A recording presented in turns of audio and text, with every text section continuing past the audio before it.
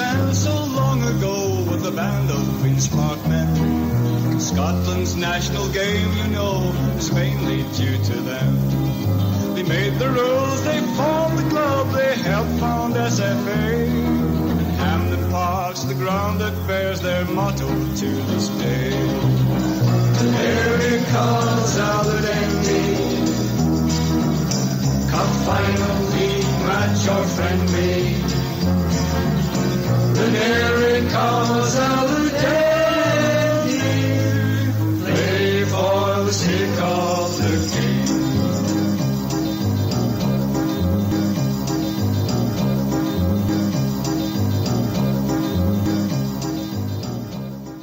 Welcome to Soccerates, where we look through the lens of history to understand the modern game. Before positional play, inverted wingers, or high-intensity pressing, football was a completely different sport. To understand how we arrived at today's tactical complexity, we have to travel back to where football first tried to organise itself. In the mid-19th century, football was closer to a mob rule brawl than a tactical contest.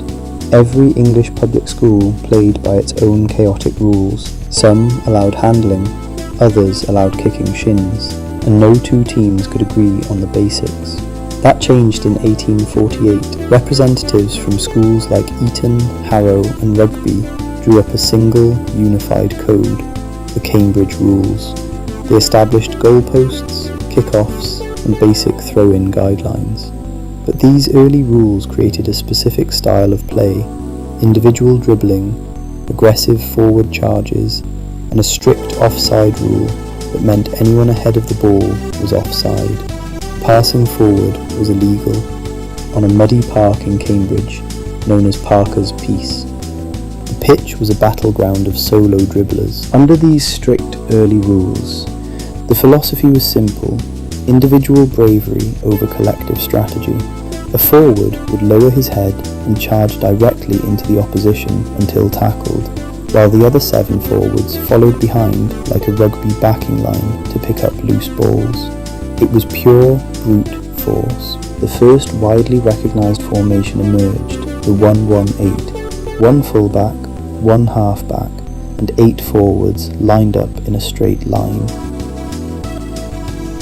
In 1857, the world's oldest football club, Sheffield FC, decided to break away from rugby-style bowling.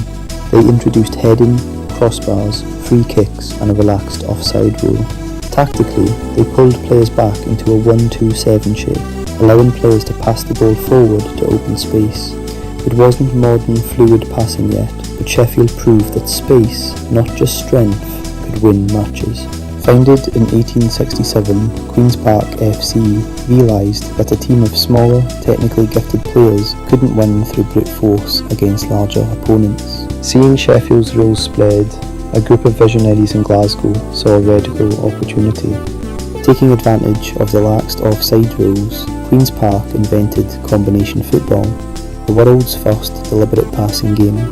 They introduced the 2-2-6 formation, 2 fullbacks anchoring the defence, 2 halfbacks in midfield, and 6 forwards working in structured pairs to pass diagonally around defenders. So how do we take this 19th century passing philosophy into Football Manager 24 and FM 26? To capture Queen's Park's short passing pairs, we adapt the 2-2-6 into a 2-2-3-3. 2 central defenders on defend duty anchor the back line. A deep line playmaker paired with a defensive midfielder or a segundo volante to hold the centre and recycle possession. An attacking midfield trio of a second striker flanked by 2 wingers, directly supporting a front 3.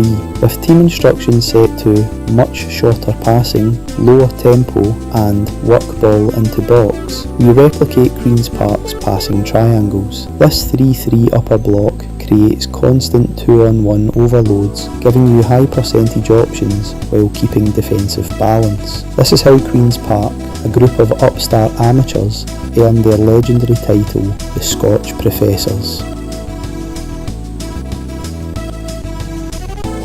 During transition, Queen's Park would counter-press. Knowing their opponents would try and dribble, they would look to win the ball from a mistake and pass around the opposition, quickly switching play.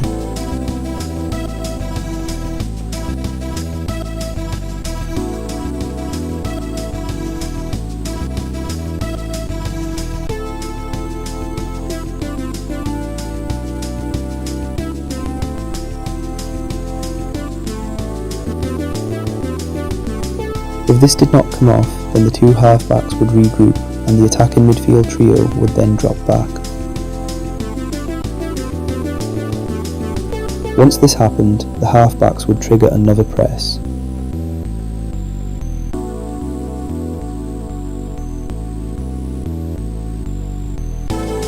One central defender, or fullback as they were known, would operate deeper and deal with any long forward clearances. This, in effect, was the birth of the proto-sweeper.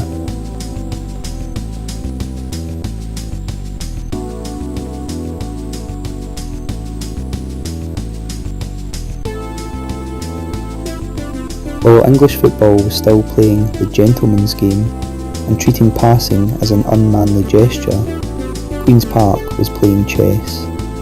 In the first international match in 1872, an all Queen's Park Scottish team used this passing matrix to hypnotise England, changing football forever. And these men weren't just athletes, they were tactical pioneers. At the back, Captain Robert Gardner led the team with revolutionary intelligence. Gardner actually played the first half in goal before moving into the outfield for the second half to organise the defence and direct the passing lanes. Behind him, William Kerr anchored the two-man backline, refusing to boot the ball blindly and instead playing short, controlled passes out from the back. In midfield, Joseph Taylor and James J. Thompson formed the half-back double pivot, recycling possession and feeding the ball into Queen's Park's unique forward pairs. On the left wing, James and Robert Smith demonstrated pair passing in real time, executing sharp 1 to 2 seconds down the flank.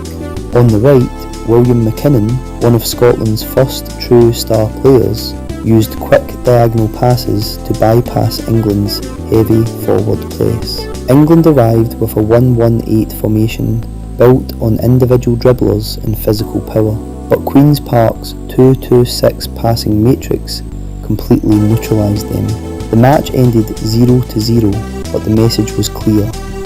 Team coordination and spatial awareness had officially conquered brute force. When English football legalised professionalism in 1885, clubs like Sunderland and Preston North End began signing these Scotch professors to teach their squads combination play. Preston's Invincibles were built on Scottish passing DNA, but Queen's Park stayed strictly amateur, sticking to their motto, Ludere causa ludendi, to play for the sake of playing. As money flooded British football, the original pioneers were gradually left behind. Then came June 1925, the final blow. The FA reduced the offside requirement from 3 defensive players down to 2. Overnight, scoring exploded, and holding a high line with just 2 defenders became tactical fatalism. The 2-2-6 was officially dead. Yet Queen's Park's legacy lived on. Every time a modern team breaks a block with short, triangular passing, they are speaking the tactical language invented in Glasgow 150 years ago.